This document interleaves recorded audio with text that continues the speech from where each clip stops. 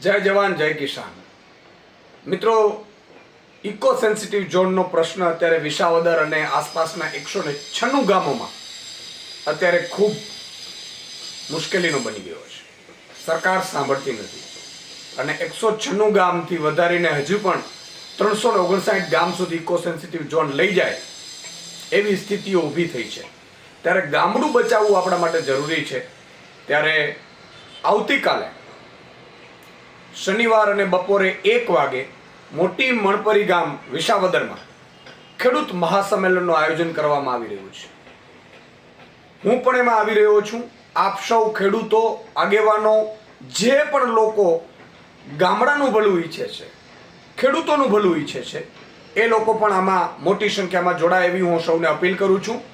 કાલે મળીએ છીએ મોટી મોણપરી ગામ વિસાવદરમાં. જય હિન્દ, જય ભારત, જય જવાન, જય કિસાન.